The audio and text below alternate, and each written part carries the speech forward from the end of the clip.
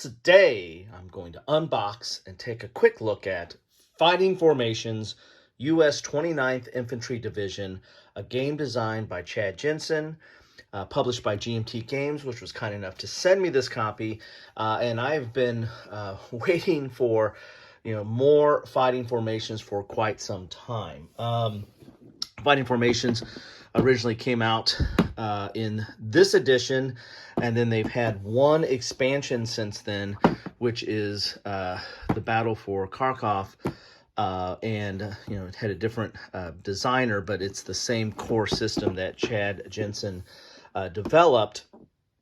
And this is a very interesting system. It's Chad Jensen, if you are not familiar, is the one who brought us Combat Commander, which is a card-driven small unit tactical or SUT type game, along the lines of Squad Leader and a lot of its offshoots. But yet it brings kind of a unique feel to, the chaos of combat and command and the like.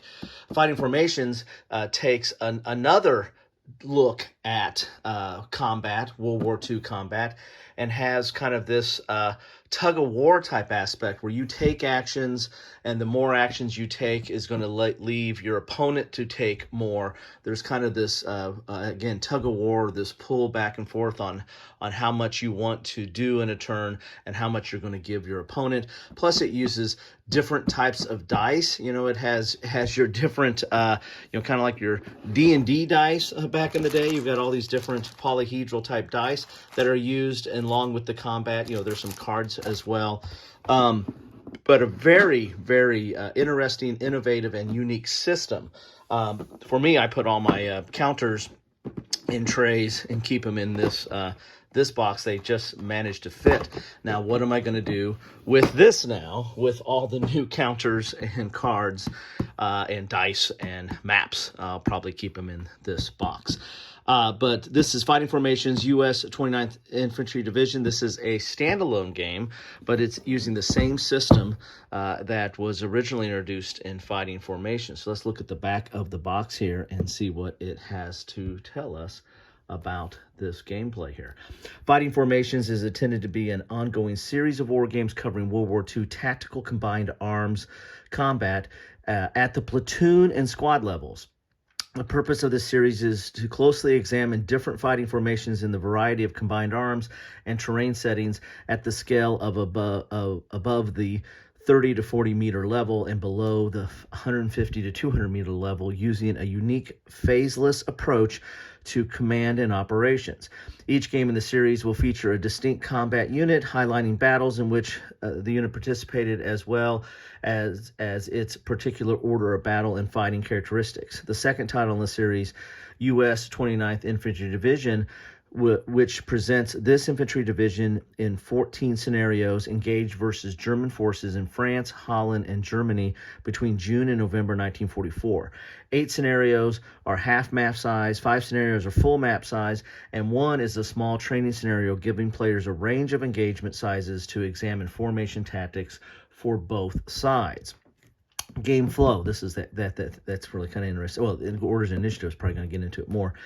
In each scenario, one player will take command of elements of the feature unit, while others, let me get up there so you can see a little bit better, while others assume control of opposing forces. These two players will alternate giving orders, activating their units on the map for various military functions. Players attempt to achieve victory by moving combat units across the game map to attack opponent units and achieve as many scenario objectives as possible. The degree to which player succeeds or fails is measured by the scenario-specific victory conditions, be it the destruction of enemy's units, the taking of vital mapboard objectives, or exiting of friendly units off the opponent's map edge. So this is your typical scenario-based type of small unit tactical or tactical type war game.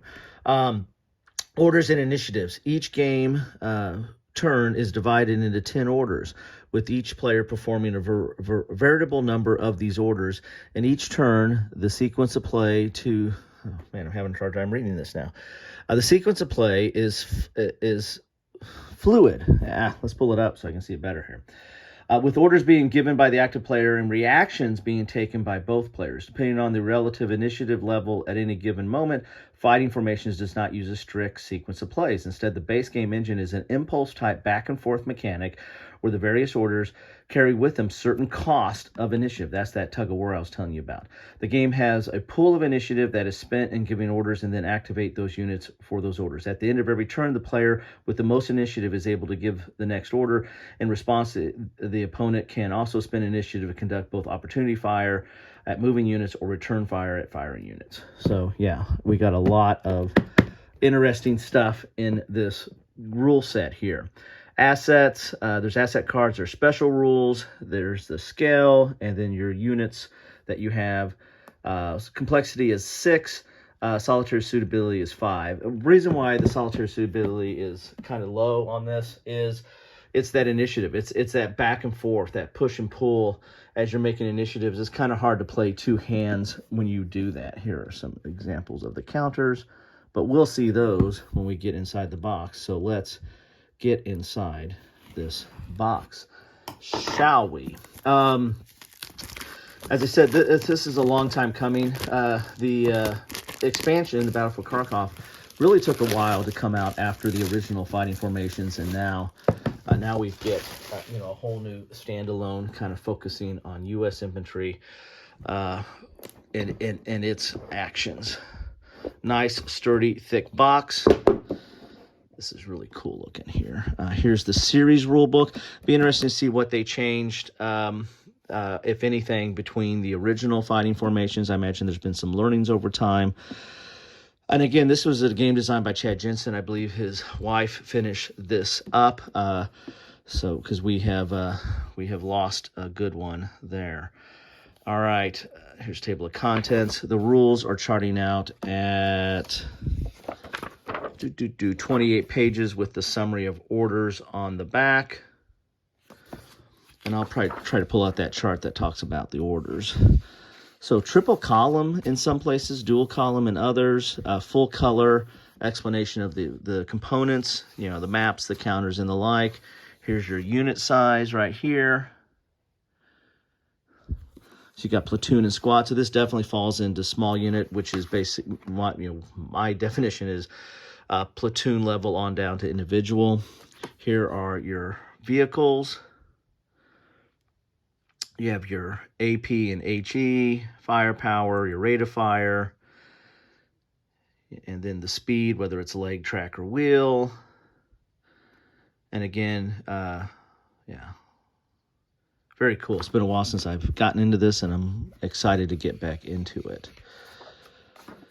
There is a lot. I mean, it's going to have all your typical rules for line of sight, movement, attack, different types of attack. It very much is a combined arms using your vehicles and their different types of firepower, along with the infantry support in accomplishing your missions.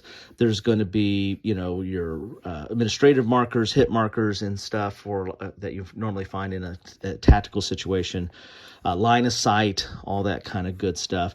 But really, it's the command and control is really going to be an initiative, and paying for actions through initiative is really the heart of this system. Here's the core rules mechanics.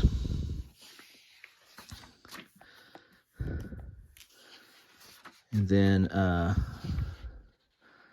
it's a lot of explanation on the sides here. I like that.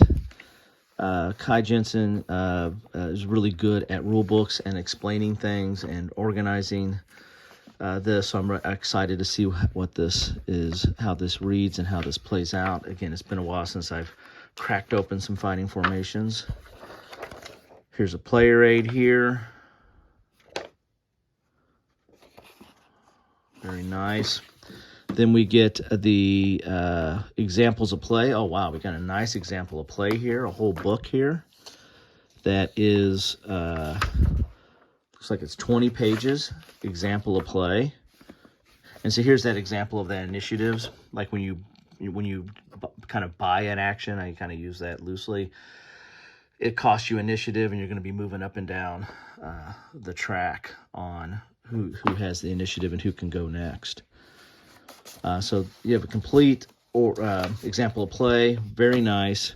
Here's the playbook, and then the scenario. So this playbook, what's this going to have? This is going to have, talking about the game components, exclusive rules, optional rule, order of battle, historical notes, scenario design, source and suggested reading, credit. So this is all your kind of background stuff for all us grognard nerds. This gives you all the kind of the background to the buildup of this game and these scenarios. And here are the scenarios here. And this is going to be typical of what you would expect in kind of a scenario-based game or a tactical level game. You're going to have the setup or the context. You're going to have, what are the different setup markers or turns or on the charts, what you need to have, the victory conditions, deployment, and your forces that are going to be engaged. So that was scenario 0. Then we get scenario 1. So we got kind of an introductory scenario, which is nice. That might also follow the example of play. A lot of times they use an introductory scenario that kind of follows an example of play, so you can kind of play along and get a feel for the game as you get into it. This is a little different. Some of the things in this are different, especially with the different types of dice and that whole initiative structure. But I like it. I think I like different perspectives on war games and on battles and systems. That's kind of my thing about my channel, is looking at things from different perspectives. So this fits right into that. So here's that player aid again, the same that was on that back page, but now it's on a player stock, and giving you some of the key concepts that you need to understand for gameplay. And here is a terrain chart, melee tables, melee, all right. And here, this is going to be a elongated track, because this is where you keep track of that initiative, right? This is a very key aspect of this game, because here are those actions. So when what the cost is when you buy these. So these are these different actions you can do, like division support, regiment support, battalion support, sniper, advance, assault, rally, move, fire, asset. And you notice that on the German side and the U.S. side, they're different. They have different costs to them based on what, like the sniper, I think it's cheaper to do that, but for the U.S. it's higher, because you're getting into their area. And so it's easier for them to do that. And so there's some different cost, and then all the different actions. And of course, they're explained in the rule book as well. So this is a key aspect of the whole game there. And it's double-sided. I'm not sure if there's differences between the side or if they just printed out two-sided. I have to look into that. I can't remember if the other one was or not. All right, you got a lot of counters in here. Let's look at these counters. So you got your infantry, your vehicles, your artillery, a lot of administrative markers. Everything, of course, is double-sided. Of course, right?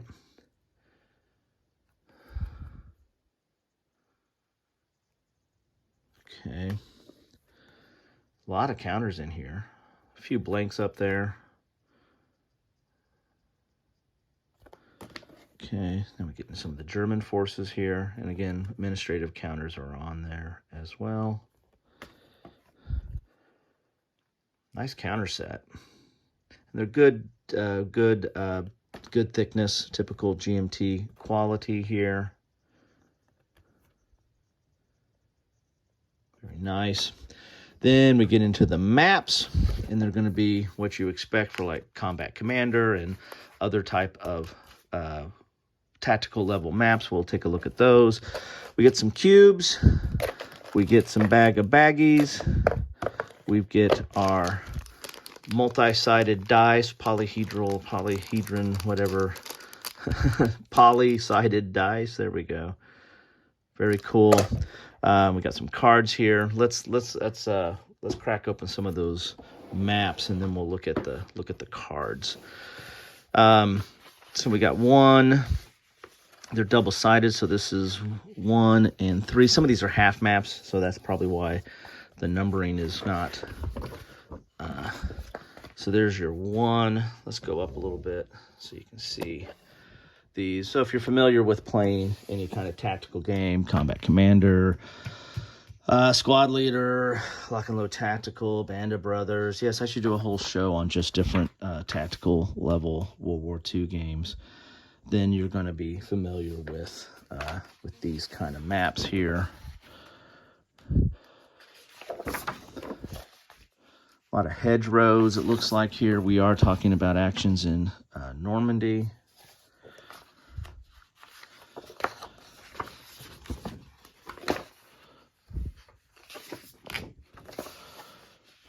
Okay, a lot of maps here. Ooh, look at that. Look at that. A lot going on there. Actually have another one of these. Ooh, this is on the chart. I'll save that one for last. That's a special map there. It looks like it has the chart built into the map itself. Oh, these are bigger maps here. These are bigger. Got to go up even more now. Look at this. Making me go up Periscope. Bigger map. Oh, we're going to need a bigger boat. Look at that. That's a fortified position right there. After hedgerows, maybe that is Normandy. Oh, look at all these hedgerows. I imagine that's what these are. Okay. Not very fun for vehicles. Look at all those fields there. Okay, very nice. And then what is on this bad boy here? We got the whole. Oh, this is just a whole. Oh, there's a map here. So we got a map, and then we have. Oh, we got a map and the charts. Look at that. I'm gonna lay it like this. But you've got all those, all your charts, all your initiative and actions, and that whole pull back and forth tug of war there. And then you've got a player aid here with some key, that player aid redone with the terrain and different features. So very nice, very nice. A lot of good stuff here to look at. I mean, this is a long time coming, and understandably, given issues with. Probably the development and the health of the designer and the like. We finally get this. Not under the best conditions, but what a great designer Chad was, and great thoughts that were put into his designs and into these games. Still with us through these games. Let's see what we got here. Here are the cards. And the cards are not as important as Combat Commander. They really don't drive the game as much. Here's your asset deck. This is more card assisted. The engine of this game is really that initiative track and the back and forth on taking actions and how much they cost and the like. But cards do help a little bit and play a little bit into the game, add a little bit more chaos and randomness and some more decision making on stuff. Here's your fate card. Kind of reminds me of Combat Commander in that regard. Then you have the German asset deck. Again, this is more card assist than it is card driven. So at least that's my remembering of playing it. And it's been a while. So anyway, there you have it. That is all that you get in a box of Fighting Formations, U.S. 29th Infantry Division. Oh, can't leave out these guys. All right. Yeah, if you liked Fighting Formations, you have to get this. That is an order. I spent all my initiative making sure that that action was going to take effect. Anyway, take a look at this. I think it looks great. This is a very interesting system, and if you're looking for something new or something different in this space, this is definitely worth a look. Thanks all.